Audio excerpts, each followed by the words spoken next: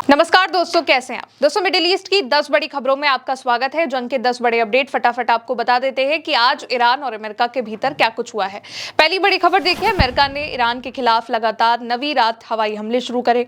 America के central command यानी कि सेंटकॉम ने इसको लेकर के पोस्ट किया और कहा कि इन हमलों का मकसद स्ट्रेट ऑफ हॉर्मुज से गुजरने वाले जहाजों पर हमलों की जो ईरानी क्षमता है उसको कमजोर करना है। सेंटकॉम ने पोस्ट किया कि अमेरिका के सेंट्रल कमांड ने यानी कि सेंटकॉम ने 19 जुलाई को पूर्वी समय अनुसार रात 10 बजे 19 जुलाई को ईरान के खिलाफ लगातार नवी बार हमले किए हैं और इन्हें अंजाम दिया है।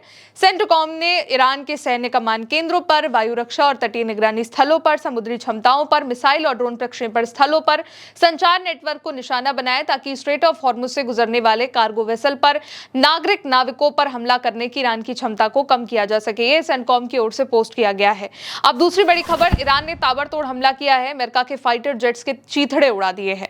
ईरान की इस्लामिक रेवोल्यूशनरी गार्ड कॉर्प्स ने दावा किया है कि उसने जॉर्डन के अकाबा एयरपोर्ट पर अमेरिका का C-17 ट्रांसपोर्ट विमान और P-8 सैन्य विमान पर बैलिस्टिक मिसाइल से भीषण हमला किया है।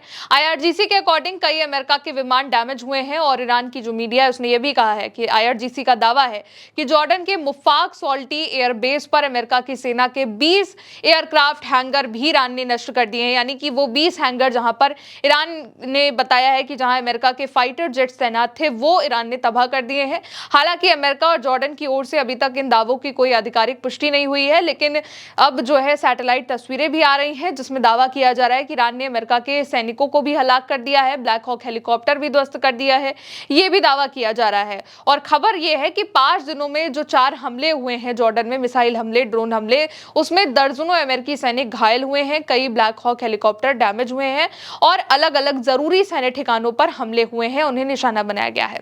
अब तीसरी बड़ी खबर देखिए, कुवैत में भयंकर हमला हो गया है। ईरान के इस्लामिक रेवोल्यूशनरी गार्ड कॉर्प्स यानी कि IRGC ने ही इस बात का दावा किया है कि उसने कुवैत के अली अल सलेम एयरबेस पर अमेरिका के सैन्य अड्डों को निशाना बनाया है। ईरान की मीडिया के अकॉर्डिंग IRGC के ताजा हमलों में इसको हिस्सा बनाया गया, यानी कि ताजा हमले यहां पर हुए हैं। और IRGC ने यह भी कहा है कि ड्रोन हमले में एयरबेस का अर्ली वार्निंग रडार सिस्टम जो ये बताता था कि दुश्मन हमला कर रहा है, उसको लेकर के अलर्ट करता था, वो भी ईरान ने ध्वस्त कर दिया है। इसके अलावा अलग अलग हमलों में विमानन उपकरणों के जो गोदाम हैं जहां पर तमाम जो इक्विपमेंट्स होते थे वो रखे रहते थे। साथ ही अमेरिका का MQ-9 ड्रोन का जो हैंगर था जहां पर अमेरिका के MQ-9 ड्रोन पार्क थे, खड़े हुए थे, उनको भी निशाना बनाया गया है। सुबह सोमवार तड़के ईरान के इस्लामिक रेवोल्यूशनरी गार्ड कॉर्प्स ने कहा कि उसने ऑपरेशन नस्र 2 की 22वीं लहर में कुवैत के अली अल सलेम एयरबेस पर अमेरिका के ठिकानों पर मिसाइल अटैक किया और ये जो एक्शन लिया गया वो अमेरिका के हमलों के जवाब में किया गया, जिसमें MQ-9 ड्रोन रखने वाले हैंगर पर हमला हुआ है और कई ड्रोनों में आग लग गई है। अब चौथी बड़ी खबर देखिए, बहरीन में अमेरिका का कंट्रोल सेंटर तबाह हो गया है। ईरानी मीडिया ने दावा किया है कि बहरीन में अमेरिकी सेना के कमांड एंड कंट्रोल सेंटर को ईरान के हमले में नुकसान पहुंचा है। इस दावे के समर्थन में सैटेलाइट तस्वीरें भी जारी करी गई हैं। बहरीन में एयर रेड सायरन बजाए गए हैं। इसके बाद बहरीन के गृह मंत्रालय ने लोगों से शांत रहने और तुरंत अपने नजदीकी सुरक्षित जगहों पर जाने की अपील भी करी है।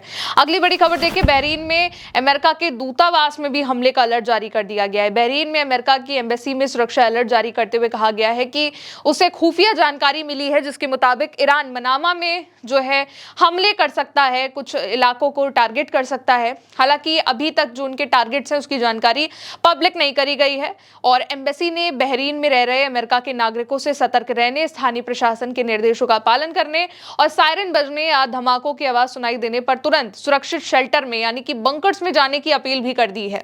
अब अगली बड़ी खबर देखिए, न्यूक्लियर ठिकाने के पास भीषण हमला हो गया है, धमाके हुए हैं। ईरान के दक्षिणी शहर बुशहर में कई जगहों पर हमला हुआ है। ईरान की मेहर न्यूज एजेंसी है, तमाम जो अखबार हैं वो इस खबर को छाप रहे हैं, जिसके मुताबिक बुशहर के गवर्नर ने कहा है कि शहर के अलग अलग इलाकों को निशाना बनाया गया है और बताया कि हमलों का दायरा कितना बड़ा और कितना नुकसान हुआ है, इसका आकलन किया जा रहा है। फिलहाल जो प्रभावित इलाके हैं यानी कि जहां डैमेज हुआ है वहां की जो जानकारी है वो जुटाई भी जा रही है। अगली बड़ी खबर, ईरान ने 2 ऑयल टैंकर्स को अपने कब्जे में ले लिया है जिन पर माइन से टकराने के बाद धमाका हुआ था। ईरान की जो IRGC है उसने ये घोषणा करी है कि स्ट्रेट ऑफ हॉर्मुज से गुजरने की कोशिश कर रहे जो 2 ऑयल टैंकर्स थे, तेल टैंकर थे, कल रात वो ईरान की बिछाई गई बारूदी सुरंगों से टकरा गए, जिसके बाद उनमें धमाका हुआ, विस्फोट हुआ और उन्हें आगे बढ़ने से रोक दिया गया। ये जानकारी जो दी जा रही है, IRGC ने कहा कि ये जो हमारी भूमि है यानी कि हमारा इलाका है, और वार्निंग दी कि जब तक इस इलाके में अमेरिका की दखलंदाजी रहेगी, ये जो मार्ग है वो रासायनिक उर्वरकों या फिर जो घन मीटर तेल है, गैस है, उसके परिवहन के लिए सुरक्षित नहीं रहेगा, यानी कि किसी को भी यहां से निकलने नहीं दिया जाएगा। अब अगली बड़ी खबर देखिए, ओमान तट के पास एक टैंकर पर भीषण हमला हुआ है।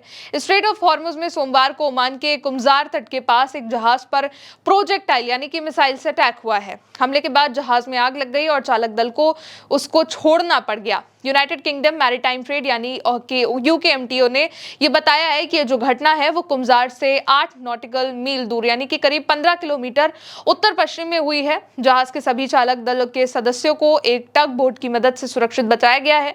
UKMTO के अकॉर्डिंग जहाज में जो लगी आग है उस अभी तक बुझी भी नहीं है और वो बिना नियंत्रण के समुद्र में बढ़ रहा है। एजेंसी ने क्षेत्र से गुजरने वाले जहाजों को सतर्क रहने और किसी भी संदिग्ध गतिविधि की सूचना तत्काल देने की भी सलाह दी है। अगली बड़ी खबर देखिए, चाइना ने इसी बीच अपना युद्धपोत उतार दिया है, जिसकी सैटेलाइट तस्वीरें आ रही हैं। नई सैटेलाइट तस्वीरों से ये पता चला है कि चाइना एक सुदूर रेगिस्तान में अमेरिका की नेवी जैसा विध्वंसक पोत बिल्कुल हूबहू उसी की एक प्रतिकृति बना रहा है, यानी कि जैसा अमेरिका का वॉरशिप होता है वैसा ही चाइना भी बना रहा है। 510 फुट लंबा ये नकली युद्धपोत अमेरिका के पोत की कई विशेषताओं से मिलता जुलता है और कहा यह भी जा रहा है कि इसका इस्तेमाल AI लक्ष्यीकरण प्रणालियों को प्रशिक्षित करने या फिर अमेरिका और ताइवान को रणनीतिक चेतावनी उसे भेजने के लिए किया जा सकता है। तस्वीरों में ताइवान के जो राष्ट्रपति भवन की जो प्रतिकृति है वो भी दिखाई गई है, जिससे बीजिंग की सैन्य तैयारियों को लेकर के नए सवाल खड़े हो गए। ये खबर अब सामने आ रही है। अब एक और आखिरी बड़ी खबर जो है वो ये है कि ईरान के हमलों में 16 अमेरिका के सैनिक हलाक हो चुके हैं, मारे गए हैं, 400 से ज्यादा घायल हो गए हैं। पेंटागन ने असल में जॉर्डन में जो अमेरिका के ठिकानों पर ईरान का हमला हुआ उसको कई वक्त तक छिपाया और ये भी नहीं बताया कि उसके जो सैनिक घायल हुए हैं और हेलीकॉप्टर डैमेज हुए हैं। लेकिन अब जो है खबर आ रही है वो ये आ रही है कि ईरान को जो ईरान पर हमला अमेरिका ने किया था उसके जवाब में ईरान ने जो हमला किया है उसमें अभी तक 28 फरवरी यानी कि युद्ध शुरू होने के बाद से ऑन पेपर अमेरिका ने माना है कि 16 अमेरिका के सैनिक शहीद हो चुके हैं और 400 से ज्यादा घायल हैं। कई जगहों पर यह भी कहा जाता है कि अमेरिका ऑन पेपर कम आंकड़ों को रखता है और इससे भी कई ज्यादा बड़ी संख्या में अमेरिका के सैनिक मारे भी गए हैं और घायल भी बताए जा रहे हैं। तो ये 10 बड़े अपडेट्स थे आज के, क्योंकि पूरा दिन इसी तरीके से भीषण जंग चलती रही है। ईरान की ओर से भी अमेरिका की ओर से रात भर हमले हुए, दिन में भी हमले हुए और अब ईरान की ओर से लगातार वार्निंग भी दी जा रही है कि अगर अमेरिका ग्राउंड ऑपरेशन भी शुरू कर देता है तो वो यानी कि ईरान फुल स्केल वॉर भी शुरू कर देंगे और अमेरिका के अड्डों पर कब्जे करके अमेरिका के सैनिकों को बंदी बनाकर ईरान में ले आएंगे। फिलहाल आगे के जो भी अपडेट्स होंगे आप तक पहुंचाते रहेंगे। मेरे साथ इस बड़ी खबरों में इतना ही। आप देखते रहिए उल्टे चश्मा यूसी। नमस्ते।